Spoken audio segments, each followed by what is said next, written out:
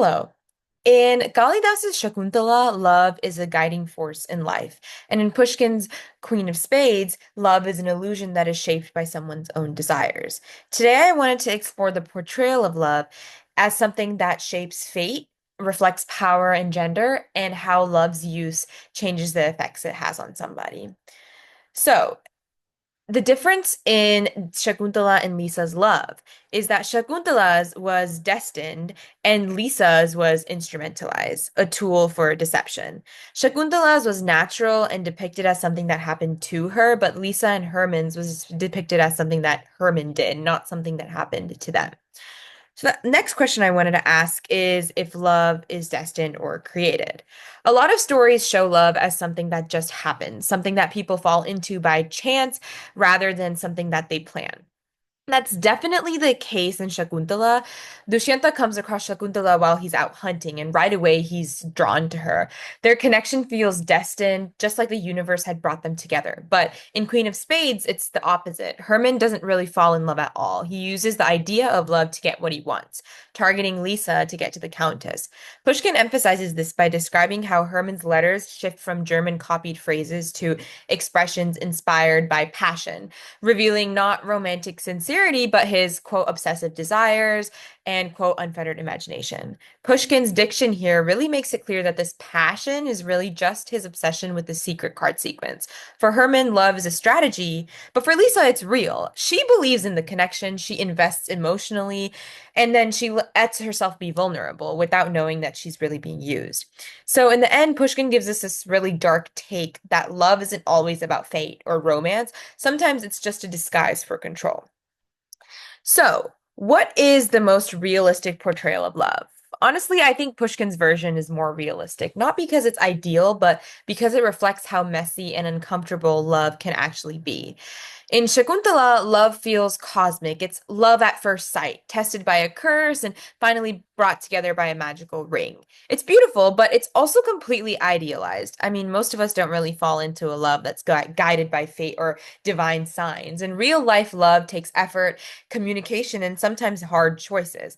Pushkin's version is way darker, but it feels more familiar. No one wants to be in Lisa's position, falling for someone who's using them, but unreciprocated love and heartbreak, that's real. Lisa falls in love while Herman manipulates her to get what he wants. And her story doesn't end with some big romantic payoff. She ends up marrying a nice practical guy, nothing tragic, but nothing epic either. So what does love really mean? I think it depends on what it does to your life. In Shakuntala, love is very transforming.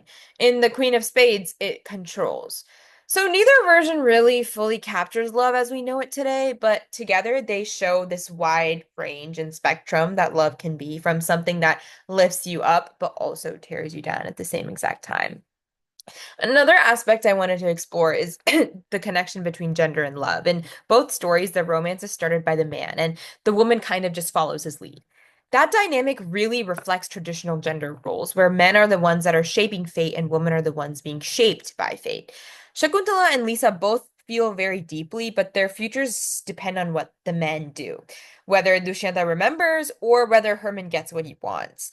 In Shakuntala, Dushyanta falls in love first. There's this line, she won't respond directly to my words, but she listens when I speak. She won't turn to look at me, but her eyes can't rest anywhere else. I think that perfectly captures this idea of gendered restraint. Shakuntala and women in general are reserved and graceful. They show interest, but they never initiate. They let the man take the lead. Shakuntala agrees to the marriage, but she doesn't really push back when things fall apart. Her fate literally depends on Dushyanta's memory. In Queen of Spades, it's the same sort of passive structure. Herman chooses Lisa, not the other way around. He writes her letters and performs this fake affection just to get to the Countess. Lisa, however, really falls for him, and once he's done with her, her feelings don't really matter. Her emotional investment has no real impact to the story. So, in both stories, love is shaped by power. The men act and the women respond. Even though Shakuntala and Lisa are at the emotional center of the story, they don't really control it or how it unfolds. Their fates are determined by the choices the men make. And that really challenges the idea of love being mutual or balanced. Another question I wanted to cover was who would they be without love? Who would Shakuntala and Lisa be without Dushyanta and Herman? Without Dushyanta, Shakuntala would have remained graceful, pure, spiritually grounded, this peaceful symbol of nature, discipline. But through love and suffering, I think she becomes this fully realized woman that's shaped by desire, loss, redemption. Lisa, by contrast, doesn't really gain any reward from love, only disillusionment. I mean, without Herman, she would have stayed emotionally intact, but she would have stayed emotionally sheltered but intact. With Herman, she gains painful awareness in this world where love can be a weapon. But without him, she also might have never have hoped for anything beyond her limited world. We get the sense that she longs for escape or connection. And I think that's why she was so vulnerable to Herman. She lived such a restricting life where she was never recognized, and Herman was the first one. Therefore, is love transforming? No matter the fate of love, I think, yes, it is still transforming. No matter whether it was destined or something you created, love transforms you, even if it did control you.